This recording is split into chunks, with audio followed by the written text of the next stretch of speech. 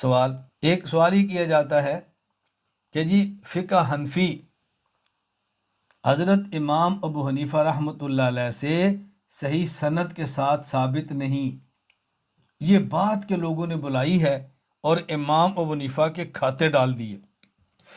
بہت سارے منکر فقہ، منکر تقلید یہ اعتراض کر دیتے ہیں، یعنی فقہ حنفی کے بعد مسائل لیں گے جو ان کی نظر میں قرآن کے خلاف ہوں گے، کہیں گے ابو حنیفہ تو بہت بڑے عالم تھے، ابو حنیفہ تو بہت نیک تھے، ان نے تو کہا تھا اذا صح الحدیث و مذہبی، صحیح حدیث میرا مذہب ہے۔ یہ تو بعد کے لوگوں نے مسئلے گھڑ دیے ہیں اور فقہ میں ڈال کے ابو حنیفہ کے کھاتے ڈال دیے ہیں۔ تو بندہ سے کہہ دیا تو بڑا معتدل ہے، بڑا دیانتدار ہے، بڑی زبردست بات کر رہا ہے۔ اب دیکھو کتنا بڑا دھوکہ دیا، کہا جی یہ فقہ ابو حنیفہ سے صحیح سند سے ثابت نہیں ہے، صحیح سند سے ثابت کرو۔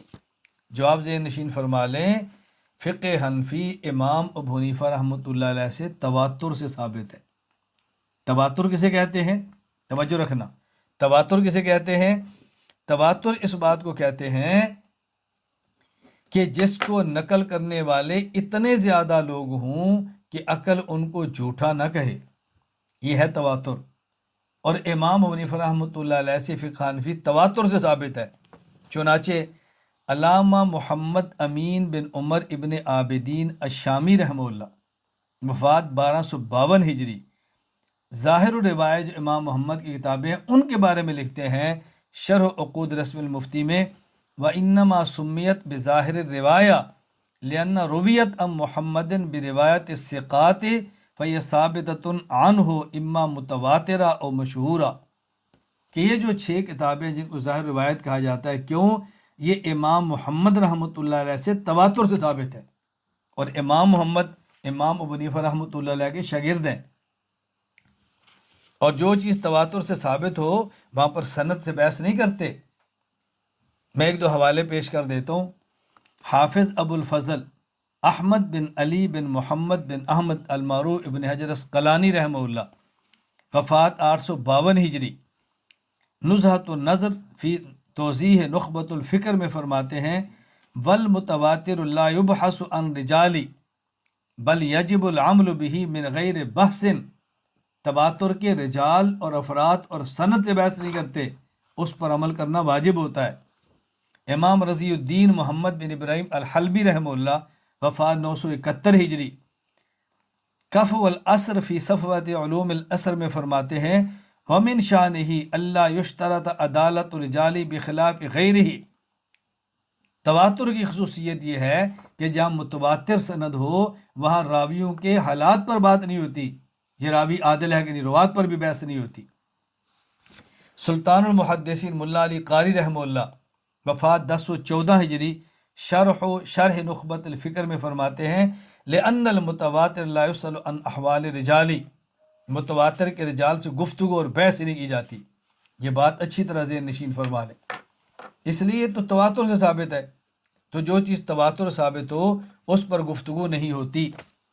قرآن کریم رسول اکرم صلی اللہ علیہ وسلم سے تواتر سے ثابت ہے، یا سند نہیں پوچھی جاتی۔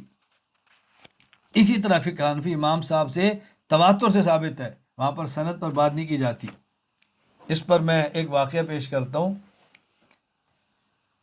گجرانوالا گجرات میں ایک شہر ہے لالا موسیٰ، وہاں میرا بیان تھا، تو بیان کے بعد ایک شخص نے کہا جی میں نے سوال کرنا ہے، میں نے کہا کریں۔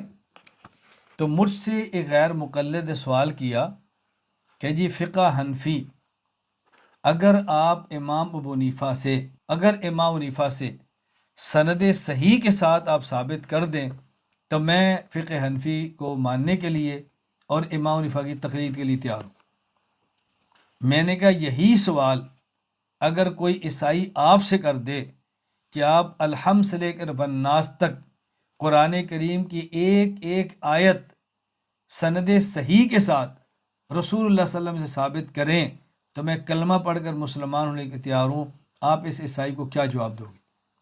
اس نے کہا جی میں جواب دوں گا کہ قرآن اللہ کے نبی سے تواتر سے ثابت ہے، جو تواتر سے چیز ثابت ہو وہاں پر ایک دو سند کی بات نہیں ہوتی۔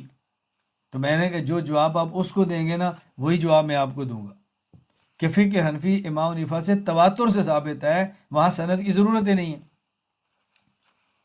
اس کی دیکھیں مثال سمجھے، بہت اچھی طرح میں مثال دے سمجھ لیں، اچھی طرح بات سمجھیں۔ گاؤں میں ایک شادی ہوتی ہے، جمعے کے بعد نکاح ہے، 500 بندہ جمع ہے، کیا ہوا جی؟ نکاح ہوا، 500 بندہ موجود ہے، پورے گاؤں کو پتہ ہے کہ نکاح ہوا، پورے گاؤں کو۔ اب مثال کے طور پہ ایک بندہ جو اس گاؤں میں گیا، جس کا نکاح ہوا، وہ بندہ اس گاؤں کا نہیں تھا، باہر ملک کا تھا، مہمان تھا، پاکستان آیا تھا، رشتہ دار تھے، نکاح ہو گیا۔ اب اتفاق سے اس کو گواہوں کے نام نہیں آتے، وہ گاؤں میں کسی کو نہیں جانتا، پورا گاؤں گواہ ہے۔ اب اس کا نکاح ہو گیا، وہ چلا گیا، تو واپس اس کو جا کر بندہ پوچھے، ہاں بھائی یہ ساتھ کو نکاح؟ جی میری بیوی۔ اچھا تو ہمیں بتا کہ وہ کسی کا نام لے جو بندہ موجود تھا۔ کہتا ہے مجھے تو نام نہیں آتا، تو کوئی نکاح ہی نہیں۔ وہ کہہ رہے مجھے نہیں آتا، گاؤں سے پوچھ لو، پورے گاؤں کو پتہ ہے، کسی سے آپ پوچھ لو، پورا گاؤں آپ کو بتائے گا، لیکن میں اجنبی آدمی، مجھے نام نہیں آتا۔ اب یہ تواتر ثابت ہو رہا ہے نا، اس پر تو ایک گواہ آپ کو نہیں چاہیے۔ کسی شخص کی فوتگی ہو جاتی ہے، وہ کہتا ہے جی میرے فلاں فوت ہو گئے ہیں۔ اچھا کوئی ثبوت پیش کر، اس نے کہا پورے گاؤں میں کسی سے پوچھ لو، میں تو 40 سال ہو گیا کبھی اپنے گاؤں گیا ہی نہیں ہوں، مجھے تو اب رشتہ داروں کے بھی نام نہیں آتے، میں کس کا نام لے کر بتاؤں؟ آپ میرے گاؤں سے پتہ کر لو، پورا گاؤں آپ کو بتائے گا کہ جی فوت ہو گئے۔ بات سمجھ آ رہی؟ تو جو چیز تواتر سے ثابت ہو، وہاں ایک دو سند کی بات نہیں ہوتی۔ دنیا میں کتنے لوگ بندے ایسے ہوں گے کہ جنہوں نے، سعودیہ تو مسلمان ہے نا، ہم اس کی کیا مثال دینی ہے، کسی میں غیر ملک کی بات کرتا ہوں، مثلا روس ہے، امریکہ، چین ہے، دنیا میں کتنے ایسے ہمارے مسلمان ہوں گے جو دیہاتوں میں رہتے ہیں اور انہوں نے آج تک روس اور چائنا کو کبھی نہیں دیکھا، روس اور چائنا کا بندہ بھی کبھی نہیں دیکھا، اور کبھی شاید انہیں تصویر بھی نہ دیکھی ہو، وہ بھی کہتے ہیں بھی روس بھی ہے، چائنا بھی ہے۔ کیوں ہے؟